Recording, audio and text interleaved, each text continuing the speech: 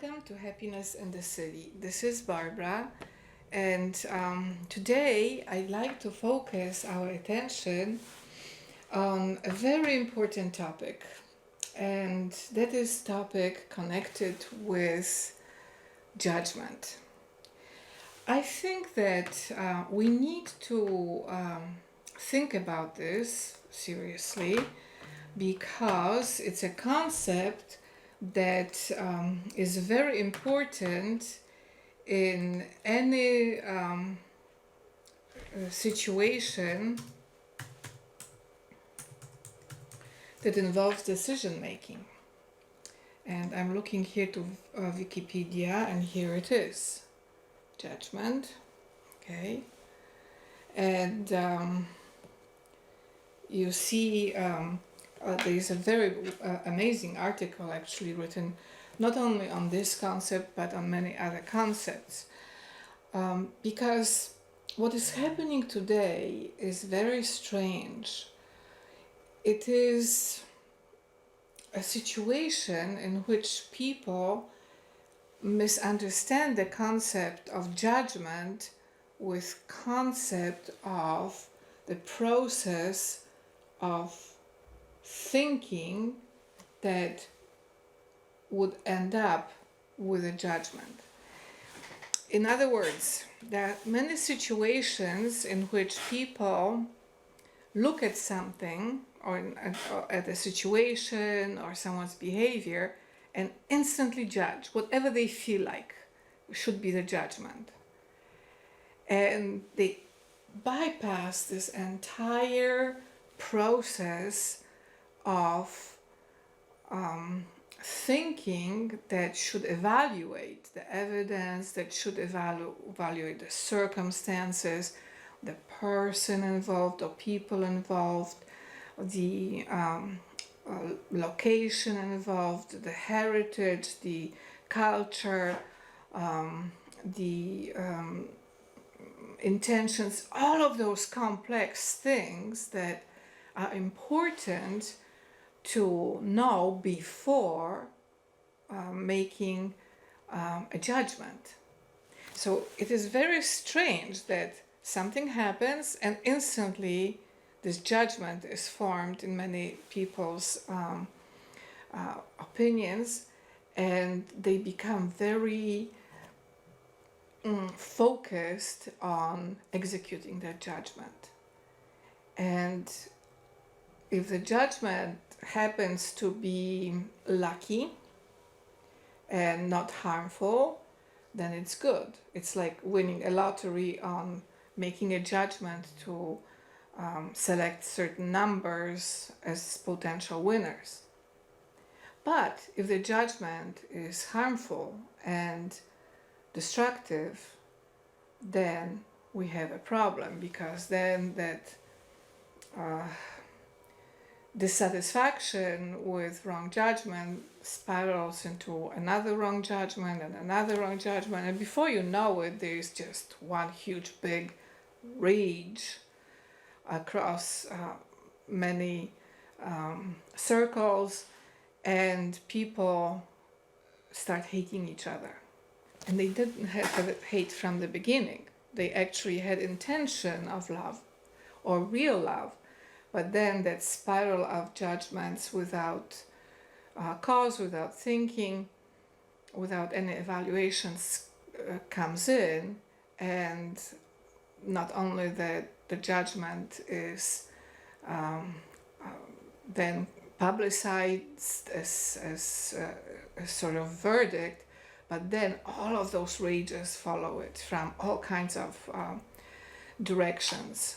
So this is wrong. And I've been analyzing myself, why is this happening? Because I learned in kindergarten. I mean, I was like 4, 5, 6, 7, right? I learned in kindergarten from my kindergarten teachers to think before making a judgment. Of course, in those times, the judgment would be, he took my toys, right? Oh, this is my teddy bear, why is he or she playing with this and I can't. So the teacher would say, well, why did you leave your teddy bear in the bathroom? They thought it was abandoned. So then, as a little girl, I would say, I shouldn't have left that teddy bear in the bathroom. And the kid thought it was abandoned property, took it. And then, as a little girl, I would say, okay, let's reconcile. I'm sorry that I thought you did it on purpose, but this is my teddy bear, please give it back to me. And then we continue being friends when the teddy bear is returned to the rightful owner. So the process of thinking is something that even a small child can grasp, can be taught and can grasp. And when we see a situation in which adults behave as somehow without ability to form those judgments through process of thinking and evaluation and then understanding all kinds of situations, then we are in a very dangerous situation. Because when the judgment is formulated without this process of thinking and evaluation and understanding, the chances are the judgment is going to be wrong. And then the next step that people usually use in such circumstances is violence. They start fighting with each other. In other words, they say, I don't care about somebody's judgments. I'm just going to assert my power and my authority and do it the way I think it should have been done. And recently we saw a situation like this in England, where one of the top officials formed a judgment about a protester, and he just jumped from his chair and started assaulting her without any question, just assumed she meant him harm, and she didn't. She was there led as a protester. It must be a tradition in England, and she was shocked by that response, and so was I. And that's one of the reasons I'm talking today about the situation of instant judgments on my program, because this event that happened in English government is only a symptom of what is happening throughout the world. And it is a very bad example for children and high school students. You see, I'm supporting high school students. I had just magnificent experience in my high school. The most loving teachers, loving formation, education that was just unbelievable, and then a great rock and roll singing and dancing group organized by the school teachers, which allowed me to travel into many countries and learn how to sing and dance and how to appreciate music and dance. So I have excellent experience from my education in thinking, in interacting with other people and being forgiven. One of the things that my teachers in high school taught me, that we should learn to forgive each other, because when a person is forgiven, it is easy to forgive others. So the culture of unforgiveness, in which there is no forgiveness, and people who are unforgiven then want to behave in an unforgiving way with other people, this is the consequence of this instant judgment without thinking, without evaluating of the entire situation, and that creates suppression of education. because in an educational process we have to go through learning, and learning is a process. Maybe when someone is like total genius, a person can just instantly learn everything right, but most of us have to go through process of thinking while learning. And I've gone through so many years of education throughout all those wonderful years when it was available, that I changed my mind on many things, because in the educational process, when I started with a certain judgment and then I learned many dimensions connected with a person or with a situation, I would come up with a different opinion at the end of the educational process. Now I'm doing it not through formal education, but I'm learning a lot from online publications, from YouTube. Google is amazing because it opened education freely to the whole world. So this is service that is priceless, that is so magnificent, that we should be really appreciating what this beautiful organization is doing around education, and that allows many people to learn and then modify their knowledge and their opinion about things. So it's a dimension of modern experience that is different from what I'm talking about in terms of those instant judgments, because Google allows to access information to actually form opinions and develop ways of thinking that are very open to the whole world. I've become very interested in many countries I would have never had any access to. And I've learned about their cultures, about their music, and about their dance. And in my heart, I feel very loving, peaceful connections to those countries. And those opinions I formed on my own from Google organizations. Whereas if I had just relied on what I was taught in college, I would have been stuck with certain opinions that now I see were incomplete and not fully developed in terms of how that knowledge can be incorporated with understanding and thinking that comes from other cultures and other heritage. So in my heart, I've created a lot of peace over that opportunity to learn. Now, if I had been stuck in the past, I would have continued living in many errors. So in my personal experience, I don't make fast judgments. I evaluate, I think about, I also ask God for his opinion. And many times, God's opinion is very different from what my opinion is.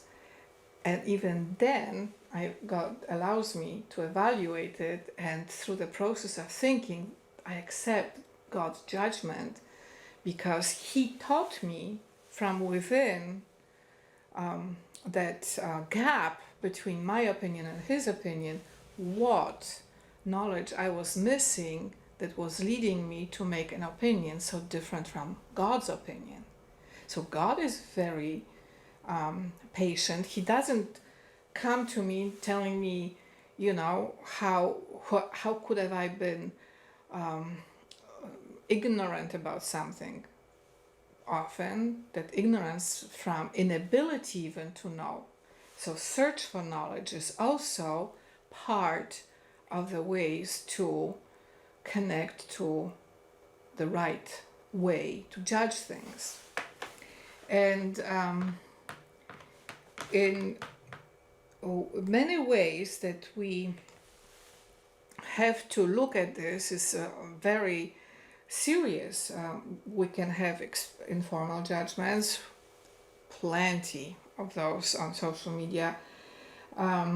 We can have legal judgments and religious judgments. Religious judgments are diverse in different religious traditions. Legal judgments are diverse in legal traditions. And today there's this attempt to attack some organization for the so-called bias. But people who do it, they have no idea that before understanding anything about bias, we have to understand what is judgment and what are the aspects of judgments that lead to bias. Is every bias good or bad? Bias may be outcome of a judgment. A person may go through a process of thinking about a certain situation or people and then create an opinion that is judgment in the heart of the person expressing it, but bias in the response to that judgment. So bias is a concept that can only be understood in terms of diversity of judgments. And I think that we have to develop a sophisticated way of thinking about judgments, about consequences of judgments before we deal with situations like bias. I had a situation in which my house was stolen. It was in the 90s. And I created a certain judgment about people who did it to me. Other people would come in and say that I'm biased against them. Well, they did something really very wrong, like stole my house. And it took a miracle of God Himself to rescue me from perishing because of that.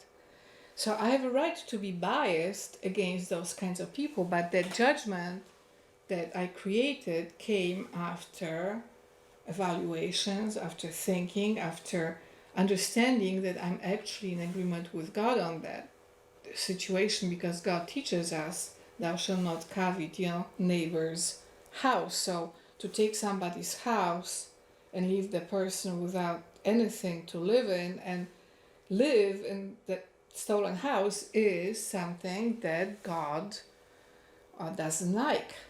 But I prayed over the situation. It took me a long time to understand the roots and the reasons that some people would think that it's okay to do it to a friend. So we cannot just assume that when a bias appears, it's always wrong. Sometimes it's consequence of the right judgment. Bias may be consequence of a wrong judgment, but then we can discuss this. But nobody should be attacked just because the person is biased without understanding why is this bias applied in certain situations.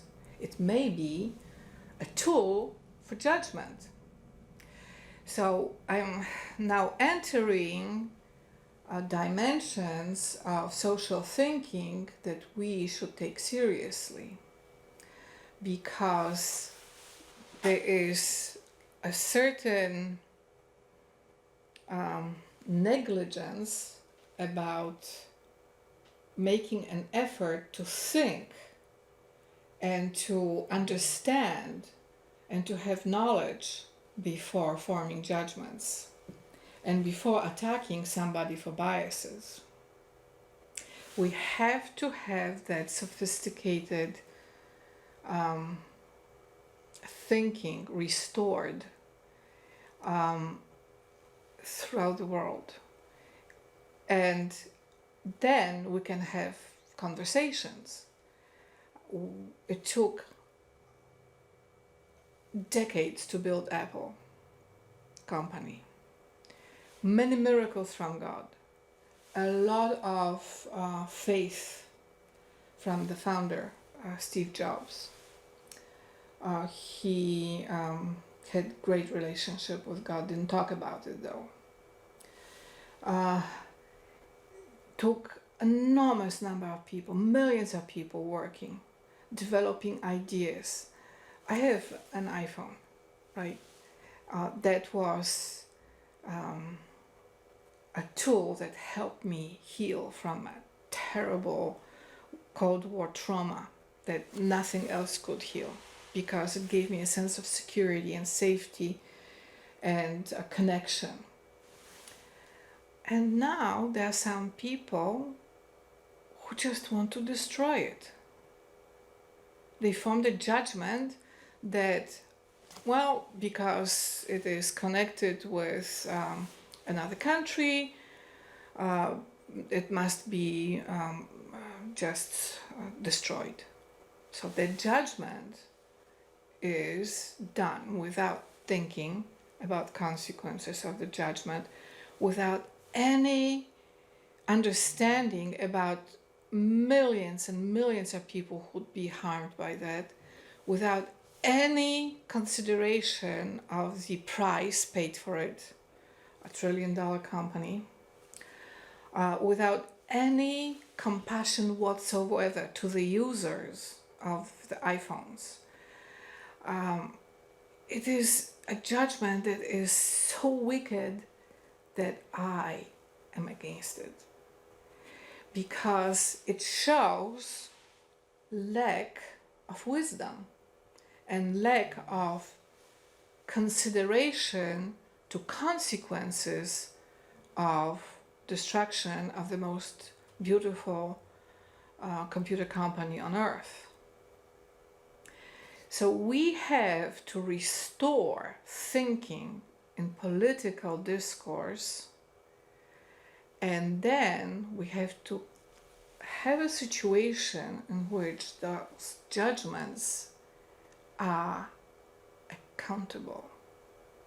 In other words, when somebody uses an office to destroy $1 trillion company, before the destruction happens, that kind of judgment has to be scrutinized and has to be evaluated and discarded if it causes massive damages.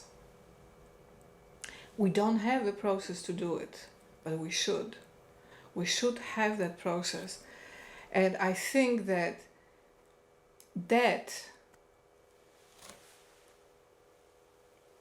accountability into judgments that can affect amazing companies, when that accountability process is in place, then we will have shield over beautiful companies like Google, Alphabet, Tesla, Apple, Microsoft, Amazon, that took enormous effort to build, and they are successful because they are loved and they created satisfaction to billions of consumers. And then to have somebody from outside come in and just try to use some political offices to destroy such amazing companies, that is clearly a judgment without accountability.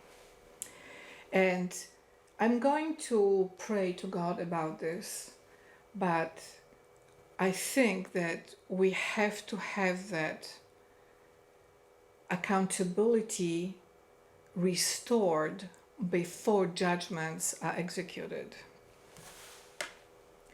And I advise you to help me think how to do it beautifully, how to do it within the spirit of love, within the spirit of God's power, and within the spirit of sound mind. Because when we restore the spirit of sound mind within political processes and political discourses, we would have stability and peace. The nation would not have to go through stress and trauma of seeing destruction that would just harm so many millions of people.